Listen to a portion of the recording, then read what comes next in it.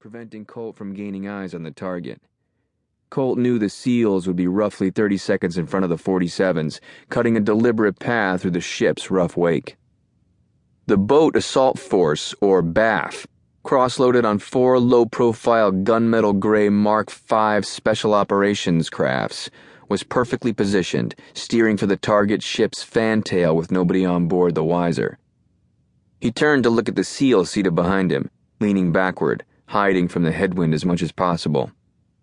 The SEAL was tucked in nice and tight, taking advantage of the few inches he was able to gain inside the open cabin, allowing Kolt to block every bit of headwind. The SEAL's kit was definitely custom, perfectly waterproof and buoyant. Son of a bitch.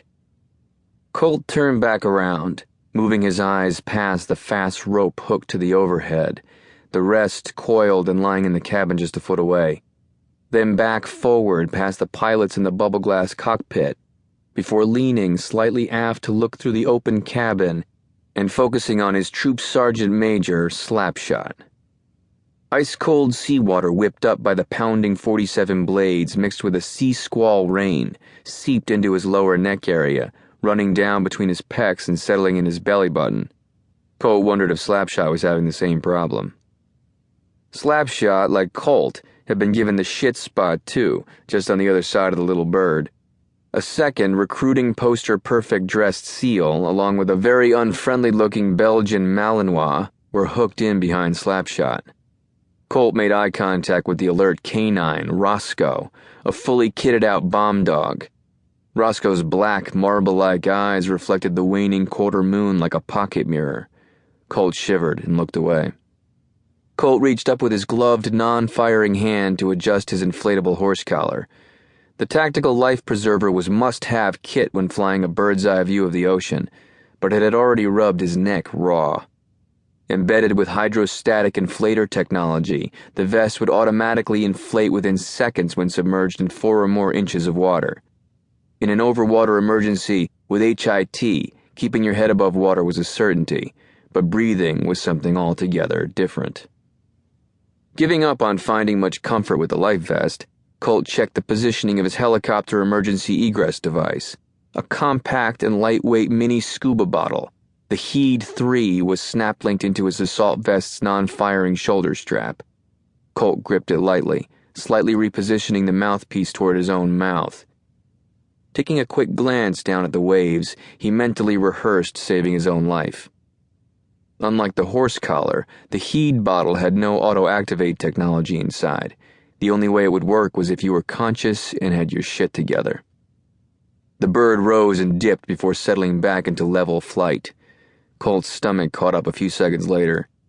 He knew the pilot gripping the collective inside the bubble cockpit of Twister 2-1, Chief Warrant Officer 3 Stu Weeks, was one of America's best, the gold standard of helicopter pilots for sure. All the same, flying nap of the earth at 152 knots, only 100 feet above the frigid sea swell of the North Atlantic, at night, bordered between careless and reckless. As the killer egg, as the little birds were also nicknamed, dipped dangerously close to the waves before climbing, Kolt wished he'd been more aggressive in scoring a spot on one of the 47s. Being in one of those big-ass birds was like riding in an M1 Abrams compared to this little toy. Kolt began to regret pushing to get clearance for operations from the doctors. Only a few months before, he'd been a human guinea pig as they dosed him with experimental antibiotics along with hematopoietic stem cell transplantation at Raleigh Duke Medical Center. Kolt had tried to follow all the medical jargon and finally gave up, hoping that whatever they were doing would save him from the radiation he'd received at the Yellow Creek nuclear power plant. Hawk. She was there for him through every procedure. Every fever-racked reaction to the drugs, every, "All stations, I send Sumter, Sumter." Shit, turn the switch, Kolt. Kolt shook his head, releasing the spell. He looked ahead over the choppy Atlantic Ocean. There, just visible above the ocean's flat horizon, were the soft yellow lights of the 76,000-pound Queen Mary II. Kolt looked down and saw they were already flying over her wake. The helo banked and lined up directly aft of the ship and their target, the Grill Terrace, a 5-star restaurant. Navy intelligence analysts had